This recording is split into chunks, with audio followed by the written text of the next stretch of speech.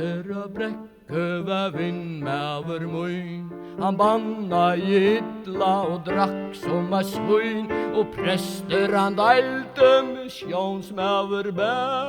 Men Peter han lei ikkje pette ut her, jeg skal sværa fyrir meg, sier Peter.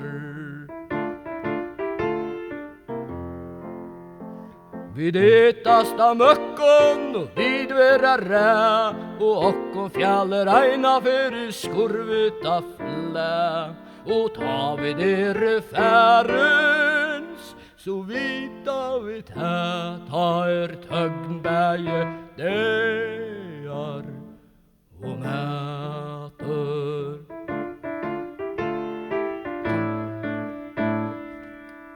Peter var ikkje som følger flest, a baksast a bunka ta fett honom best. Og ta han stå og sturde med a stormer en kvei, kom opp og imot det som han ikkje med regn. Jeg som sier Peter.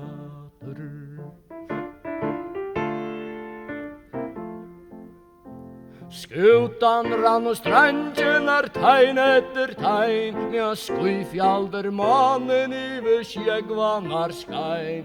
Nu komma tid a kissa møyne frostbitne bein, etter mer ta ånkjen og I græter.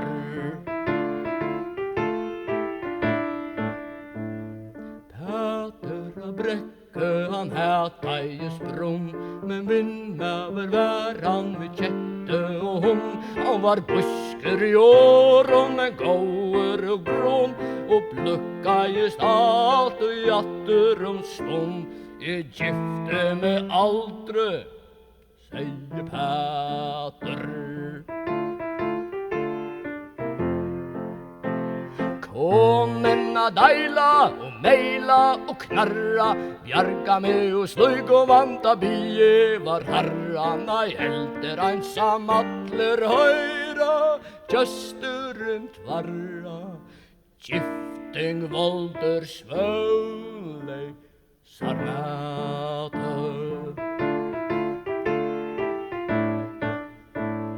Ein øtnar notta hunta vakt heilt oppe vid Kap Nord, og I Øylande bråton slå Peter fire bår. Sin oljeklatta arm og det himneratte han I han bråtende sunge og illøse brann.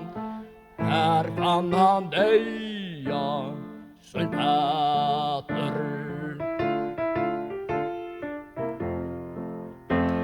Søsta steg var drutje, I søsta bøy var rakt, og tøyer hvert ende av bunkan om bakt. Og segl strika, og flagger lagt, I gamle sider atter og græter.